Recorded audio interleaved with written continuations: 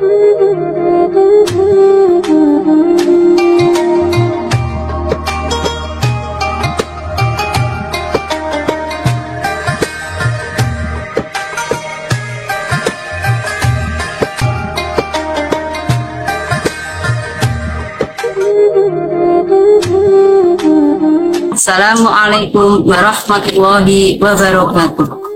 A'udzu billahi minasyaitonir rajim. Bismillahirrahmanirrahim.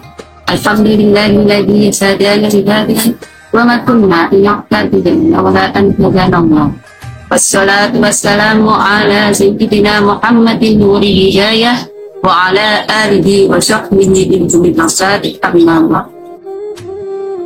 Muslimin muslimat yang dirahmati oleh Allah Subhanahu wa taala, marilah kita selalu panjatkan rasa syukur kita kehadirat Allah Subhanahu wa taala biqaulina alhamdulillahirabbil alamin. Karena kenapa sampai detik ini kita masih diberi kenikmatan kesehatan sehingga kita semua masih bisa menjalankan ibadah puasa di bulan yang penuh barokah ini, yaitu bulan suci Ramadan.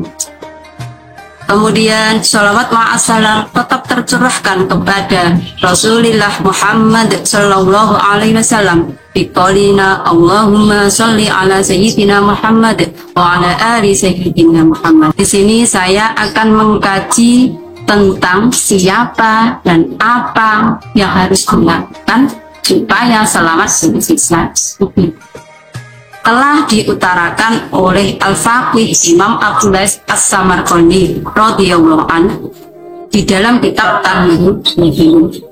Man arada ayan jua min adabil qabri fa alaihi ayyulazima arba'ata asya'a wa yajtaniba arba'ata asya'a.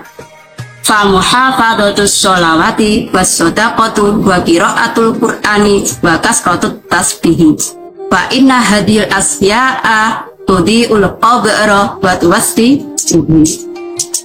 Di sini dijelaskan siapa orang yang mengharapkan selamat dari siksa kubur harus melazimkan atau membiasakan melakukan 4 perkara. Yang pertama, muhafadhatus sholawati, menjaga beberapa sholat. Sholat di sini maksudnya sholat 5 waktu.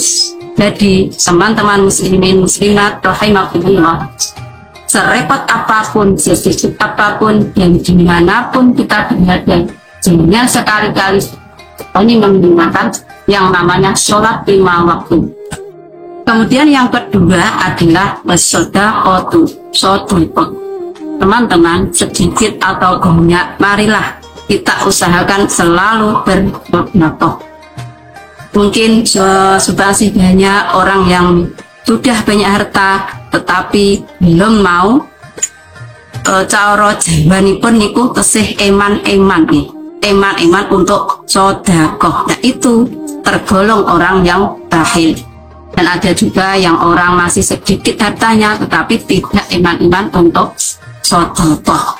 Semoga kita tergolong orang-orang yang tidak bakhil. Yang ketiga, wa qiraatul Quran, membiasakan membaca Al-Quran. Marilah kita biasakan teman-teman untuk selalu membaca Al-Quran. Mungkin kita punya waktu-waktu yang khusus untuk kita wiridkan membaca Al-Quran. Contohnya, sebelum tidur kita membaca surat Muluk, setelah surat Asar kita membaca surat Al-Waqiah, kemudian sesudah subuh mungkin bisa membaca surat Yasin atau di waktu-waktu yang lain.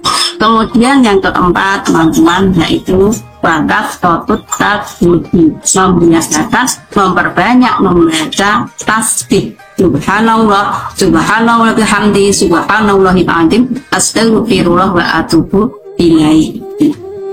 Teman-teman, sudah diajarkan oleh kiai-kiai kita dulu, setelah sholat kita mewiridkan 33 kali, membaca tahmid 33 kali, dan membaca takbir 33 kali. Apa itu tujuannya? Juga untuk supaya kelak kita selamat dari siksa. Itulah teman-teman 4 perkara yang kita lazimkan atau kita biasakan untuk selalu melakukannya. Kemudian muslimin muslimat rahimakumullah, 4 perkara yang harus kita jauhi. Pertama adalah al-kidbu.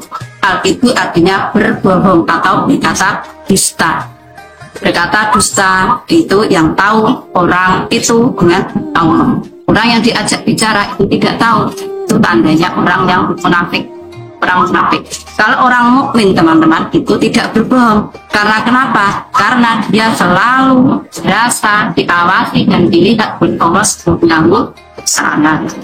Sifat bohong harus kita jauhi. Kemudian yang kedua adalah khianat. Khianat artinya ingkar janji. Kalau janji tidak ditepati, itu juga sifat yang harus kita jauhi. Kemudian teman-teman, yang ketiga adalah an-namimah, adu domba. Apa itu adu domba?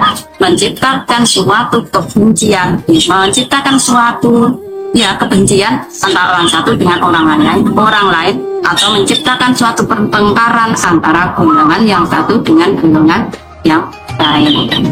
Itu yang ketiga. Kemudian yang keempat adalah gaul. Gaul di sini artinya kencing dengan sembarangan. Yang namanya kencing itu adab kencing itu adalah duduk, kemudian jongkok, kemudian berdiam 3 kali. Itu sunnahnya. Tahu diam teman-teman? Itu teman-teman. Nah itu bisa membersihkan, bisa sesak air kencing bisa. Karena kalau kita kencing dengan sembarangan, otomatis saat kita akan melakukan sholat, kita cara bersuci itu kurang benar. Nah itu bisa nyiprat ke pakaian kita. Dan kalau menciprat, otomatis pakaian yang kita gunakan untuk sholat itu najis dan sholatnya tidak sah. Demikianlah teman-teman yang dapat saya sampaikan. Semoga dapat bermanfaat kepada kita semua dan kita bisa mengamalkannya. Dan dengan rahmat Allah Subhanahu wa ta'ala, semoga kita semua kelak tergolong orang-orang yang selamat dari siksa kubur, dan diterangi kubur kita, diluaskan kubur kita, dan mengharap rahmat dari Allah Subhanahu wa ta'ala, kita semua dapat bertemu kembali dengan bulan suci Ramadan yang akan datang. Amin, amin, amin, ya Rabbal Alamin. Di sini masih banyak kekurangan di saya mohon maaf yang sebesar-besarnya. Wallahu a'lam bishawab. Ihdinas siratal mustaqim. Wallahu muwaffiq ila aqwamit thoriq. Wassalamualaikum warahmatullahi wabarakatuh.